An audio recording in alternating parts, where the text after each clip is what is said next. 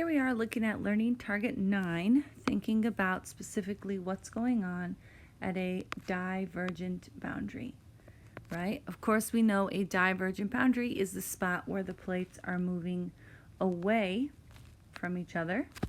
So what we're talking about here in learning target number 9 are the features that we see on the surface because of what's going on underneath the crust and the motion of the crust.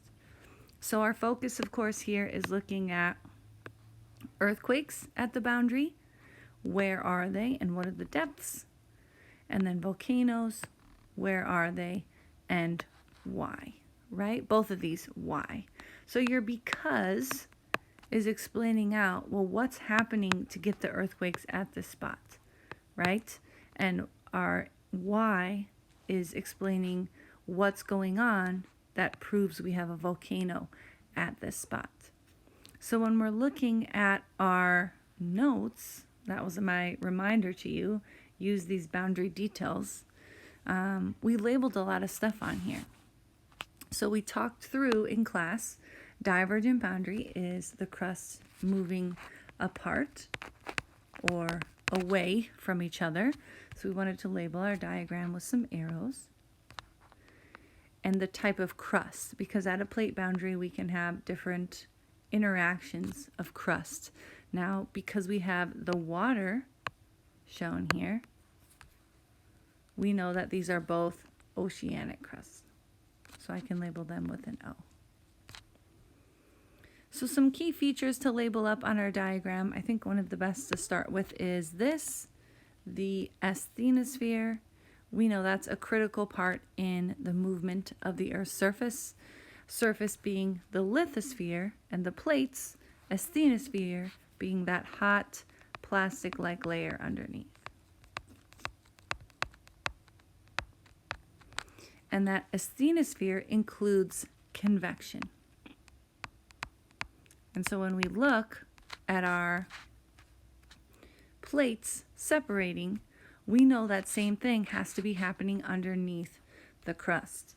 We've got separation of the plates due to this warm mantle material rising up, essentially magma inside the earth. So we got that on our list.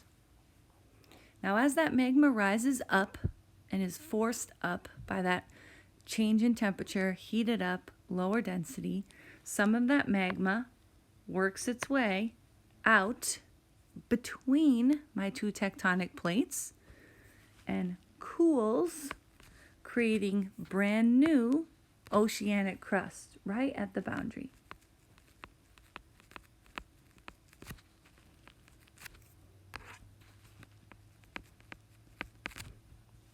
Right? This magma is the volcanoes. Volcanoes occur from magma rising to the surface.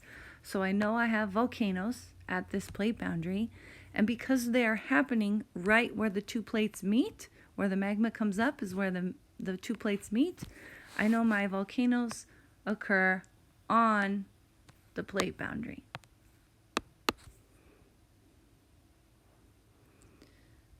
And that volcano is also known as a feature called the mid-ocean ridge, right? It's that spot running right down the middle of the ocean where I get the new crust from volcanoes happening in the ocean.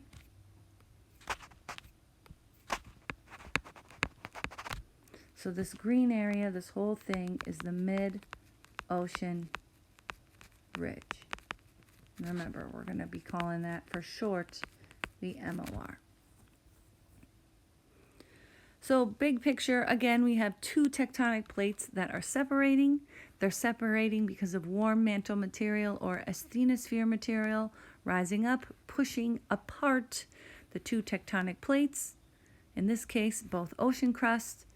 That magma that leaks out at the plate boundary creates new ocean crust and this large feature known as the mid-ocean ridge.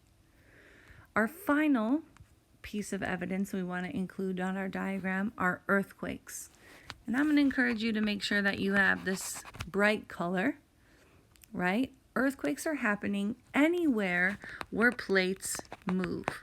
So we definitely have them at a divergent boundary, and any boundary really.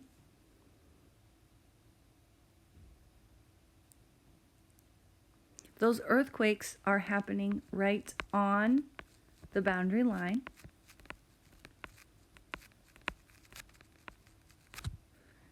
And they're considered to be shallow because of where they're happening. This ocean crust is thin. It's at the surface. I don't have the ocean crust way deep down here. So the reason, learning target, that I have these earthquakes right on the boundary, pretty much only at shallow depths, is because of how thin the ocean crust is, right? I don't have ocean crust deep down into the asthenosphere, so I only get shallow. And right on the boundary, because that's where the magma is pushing itself up and literally inching the plates apart. So because the magma is rising at the boundary from that asthenosphere convection underneath, that's the reason I have my volcanoes here, and also the reason I have my crust moving to create earthquakes. So you should have a good idea on what type of force this is with the material rising up and separating. And you should be able to then complete your description paragraph, putting the word bank words into the blanks. Again, coming back to the learning target, we're explaining why there's earthquakes here, right? What's happening to create the earthquakes, one, in general, but two, specifically at the boundary and shallow. Why are they just happening here on the boundary and at the surface? And same thing with volcanoes. Describe what's going on with the magma underneath that creates the volcanoes just right on the plate boundary. And you should be able to recognize these key features just like we labeled them on this picture and mark them up. Same thing using earthquakes as an X.